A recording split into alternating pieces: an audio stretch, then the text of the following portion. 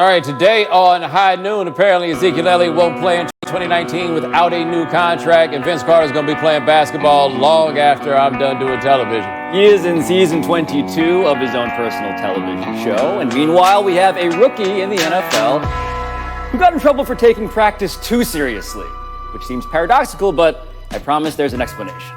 All right, now, but let's start with Team USA. And whoever the hell is on Team USA. The FIBA World Cup team had its first practice Sunday, and head coach Greg Popovich and his assistant Steve Kerr preached unity. Quote, though, I think a lot of us are happy those guys pulled out because this is our chance. That's Kemba Walker who said that. Pablo, they've got their chance, but how do you think this team will do at the World Cup? I think they're going to be okay, and I say that because I took a stroll through the rosters of all of these teams today. And they have more NBA players than everybody else, and it's not even close. So they have guys on their roster, Team USA does, that are not particularly inspiring to the common NBA fan. Thaddeus Young, I apologize for saying this, but I'm thinking of you. That said, the reason when Team USA struggles, the reason why they struggle, it's not really because of talent, it's because the team, for whatever reason, isn't gelling, isn't playing well together, and they get beaten by all these other teams that have continuity and a real style and sense of play. So for me, the question really is answered by this guy right here, Greg Popovich. Is he going to get the most out of this team? And I think Pop can. Well, two things. You say, I think they'll be okay. What does that mean? Right? Like, what does okay mean to you when talking about Team USA basketball? I don't think they're a slam dunk obvious choice to win the gold medal game, but I think they should be in the gold medal game. Okay, but okay for this team has never been make it to the gold medal game. Okay for this team has never been anything short of winning, honestly, winning in a dominant fashion. Now, do I think they'll do that? Probably not. Other teams in the world are having some of the same problems, though, with getting guys to show up. So we'll see about that. Where I'm not so sold on this is the idea that just because Greg Popovich can do this with the Spurs means that he can do this with Team USA. The last time that we had one of these Team USAs where they couldn't get it together was 2004. Who was the coach? Larry Brown. Who's Larry Brown's protege? Greg Popovich, right? Because with Larry Brown, if you give him a bunch of those guys and give him a year to put it together, he'll have it together. But can you be Greg Popovich as he is with the Spurs if you're only dealing with these guys for 6 weeks? Like, how easy is it really to put it together? I don't have an answer for that. But you say this team isn't really inspiring to the common NBA fan. Yo, man, it looks like just a bunch of dudes in the NBA, but I feel like we should root for that, right? Like, if they don't win at all, this is a team that's not guaranteed to win. That should feel refreshing to you as a basketball fan. Like, they are not an underdog necessarily, but it's not Goliath. Yeah, it's not a foregone conclusion, and I think we're really talking in all of these conversations about 2004. We're talking about the time they lost to Puerto Rico, lost to Argentina, embarrassed the nation to the point where they needed a team to redeem them. And Greg Popovich, to your point, was an assistant on that team. But what was so weird about that team, going back and reading about it, Larry Brown seemed to be enacting his own version of a culture war through that team. Richard Jefferson talked about how this was the era of and one street basketball, relatively speaking, and Larry Brown hated that. He didn't want Jason Kidd to drive to the hole. He wanted him to do bounce passes to the wings. He hated the fact that these young guys like LeBron and Melo and D. Wade, he didn't want those guys to be the flag bearers, and so it wasn't a question of talent, it was sort of the culture, weirdly. So that embarrassing team won a bronze medal. Worth noting. Our next name is Freddie Kitchens. Bomani Cleveland's adorably paunchy former O-line coach Bob Wiley told CBS Sports Radio that a big reason Kitchens has the head job, despite no coordinating or head coaching experience, is that Baker Mayfield just likes him, and that former QB coach Kenny Zampese and former interim head coach Greg Williams were far more responsible for Cleveland's resurgence last year, all of which set the stage for yesterday when Kitchens said this. It doesn't matter. Bob doesn't wear brown and orange anymore. All right? I had the opportunity to hire Bob. I didn't want to. So sometimes when a person says something, they have to be made to feel relevant. Okay? You know, the days of inside information and the days of unnamed sources and stuff like that have ended. So you're not going to get any information like that ever. Anybody. And if I ever see it, they're fired immediately. That's the way we're running this organization. Well, how did this change your view of Coach Freddie Kitchens? I don't have a view of him, right?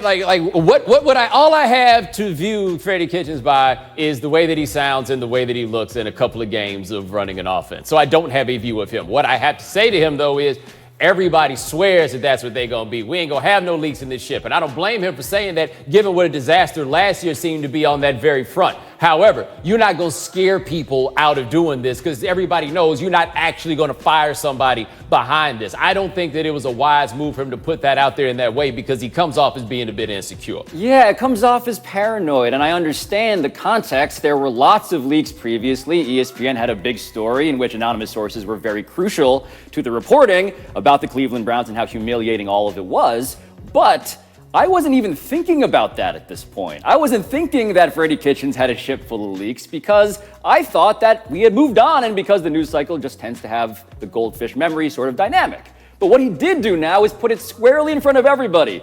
This is a thing that is really important to me. It's kind of the thing that I think Freddie Kitchens is most passionate about based on the little I do know of him. And so now I'm wondering, wait a minute, are there people around Freddie Kitchens who have it out for Freddie Kitchens already? Yeah, and I guess there's no way to know that now because we haven't had the leak, because if we had a leak, somebody would have already gotten fired. But this is something he's going to have to live with. There is the perception there that the primary reason he got this job is that Baker Mayfield likes him. Hey, buddy, however you got your job, baby, take it. That can't be something that you out here fighting. Like, look at you. You a dude named Freddie that's out here kicking it like you kicking, and you got a head coaching job. That does not happen every day. If you got it because you cool with Baker Mayfield, if you got it because you are his cousin, whatever it is, that is the way that you had this job. Now, I have questions about how he's actually going to perform because his resume is so short. This could work out fantastically for him. I have no idea, but I hope for his own sake he can live with this reality. You got the job now. It doesn't matter how you got it.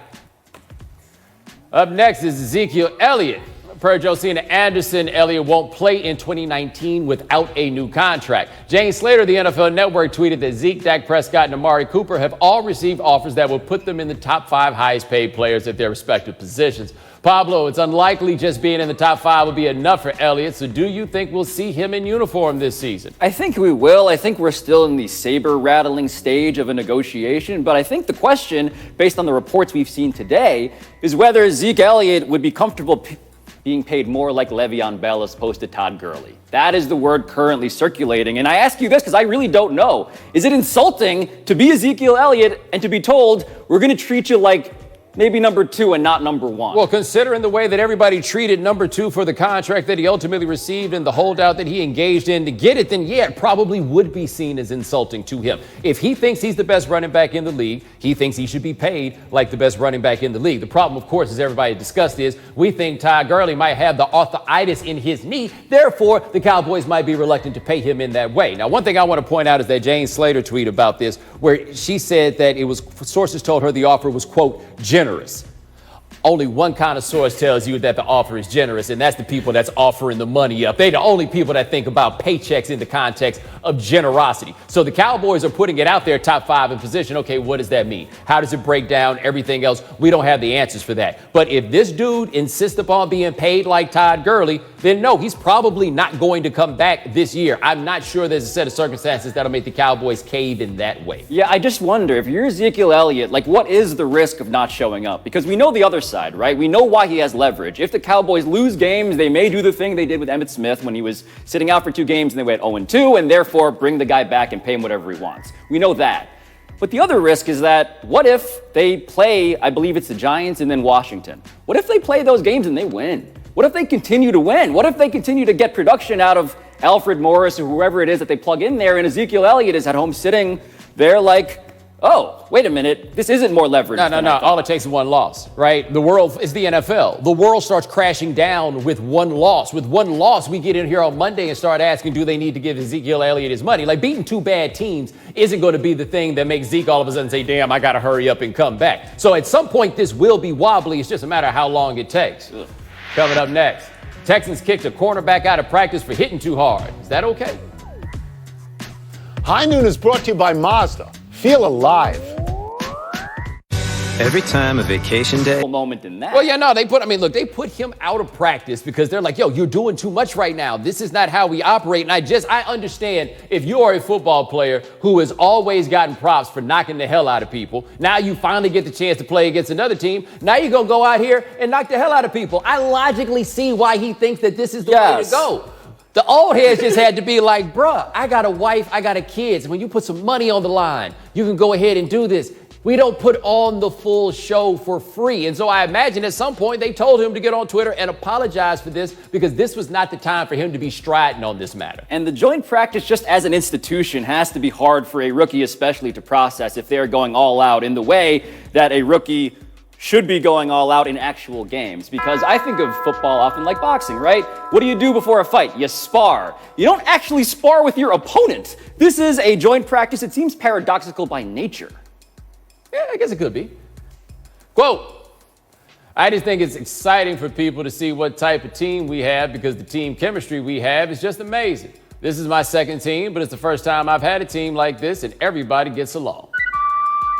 Said Vontaze Burfict to the AP about the Raiders. Pablo, Hard Knocks starts tonight. So is this show just candy or does it lend some insight of significance? I think there is some significance here, sure, but this is just not what I want to hear from Vontaze Burfict at this point. This is not what I want to hear ahead of Hard Knocks. I don't want to hear that you're getting along with people in a way that you never have before, even if you've only played on 2 teams and this is your second. I want to hear about all the stuff you don't like about everybody else because this, Bomani, is a soap opera. And what do I want in a soap opera? I want it to get messy. And this sounds like a guy trying not to be messy. But it's not going to be messy in week 1. Like, you think they were going to walk in there? Like, I mean, I've watched enough of these Real Worlds and everything else. They don't hate each other the first day in the house. It takes a little while to get to know each other to understand why exactly it is that you might hate these people. So, I mean, be patient, man. You'll probably get your beef a little bit here down the line. I did find it to be interesting, though, because we do look at this team as one where we're like, oh, man, like, things could go crazy here. Vontaze Burfict is like, no, this is perfectly normal. My question is it just that Vontaze Burfict only understands dysfunction, or were the Bengals just so dysfunctional that these Raiders to him seem like a stable, happy home? Yeah, I want to know, when is Vontaze Burfict going to be the equivalent of the thing on the Real World where he slaps someone else in the face through a car window? Remember that episode? Does anyone remember that episode of the Real World? What was it? Irene? Shout out to Irene. Was she Hawaiian? Okay. Anyway, I want someone to get slapped in the face, and maybe it doesn't come in episode 1, Bo, but it better happen soon. And John Gruden, for all of his TV polish, should be a guy who can lend some combustibility to any room full of egos, right? So what you're saying is what would make television better is if somebody slaps you in the face? Well, not me specifically. All right, I was just checking, because if y'all want ratings, I got ratings right here. There was an HR webinar that I did not complete specifically about this. I'm sure you signed a waiver. Next quote. We're just trying to stay away from the phones and more in the playbooks. No tweeting, no Facebook, no Instagram, none of that. Said Texas A&M defensive tackle Justin Matabuke after the Aggies Unity Council decided the team will stay off all social media platforms during fall camp.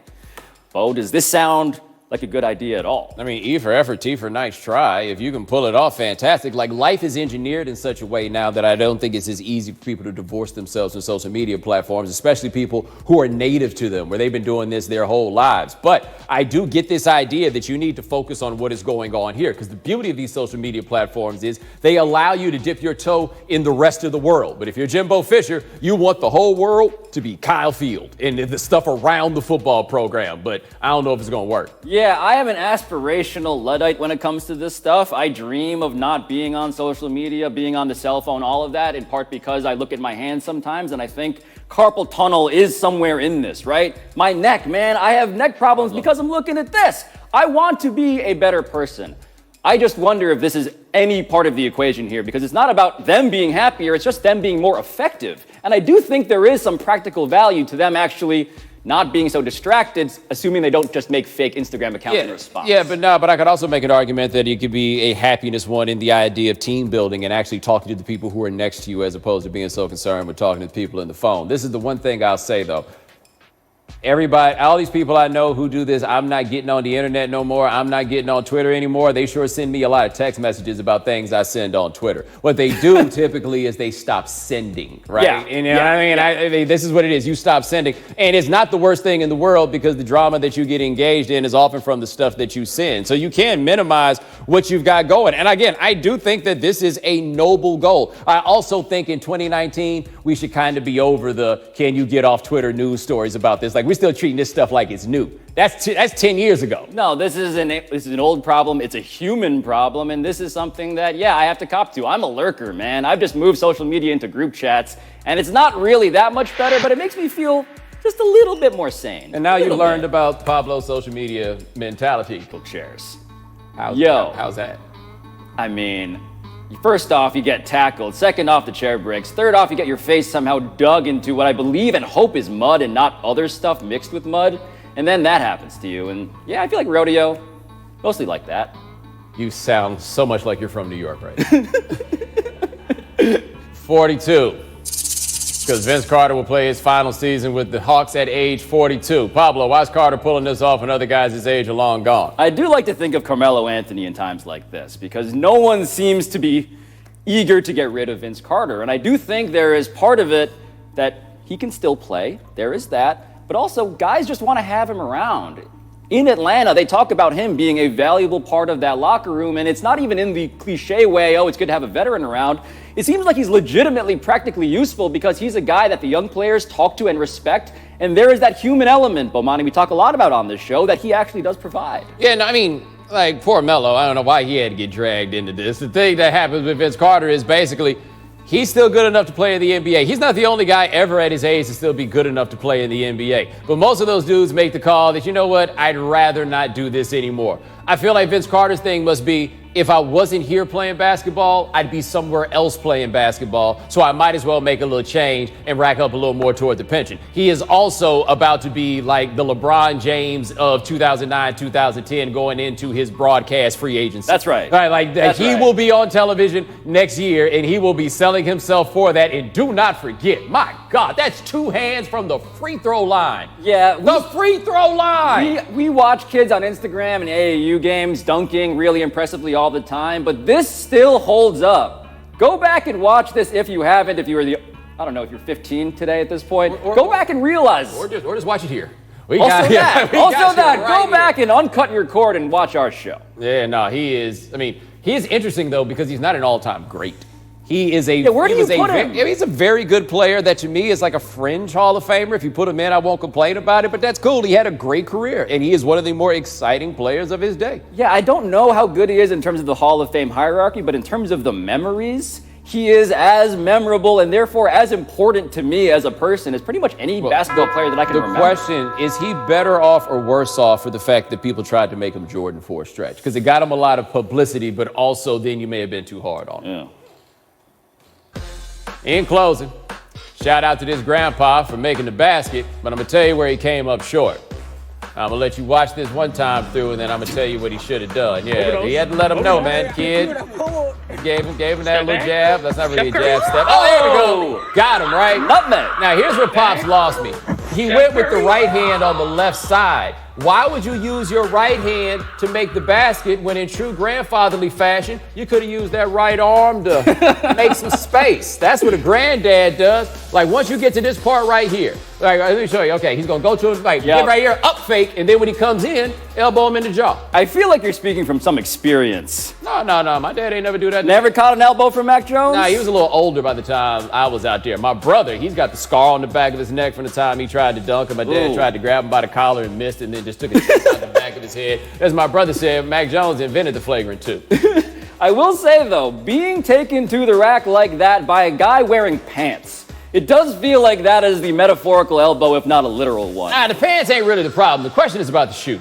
Like, that does not look like a man that should be able to go by you in those shoes. And I don't even know what those shoes are. I'm just saying you should be more athletic than his shoes are. That's a fair point, too. In closing, I would like to salute these firefighters for caring way too much about these raccoons. Wow. That is a true kinship between man and beast, because that is more generosity than I'd ever imagined from your local fire department, but the raccoons clearly are taking advantage of it. And I would just like to point out that these raccoons are kind of soft. They're kind of soft.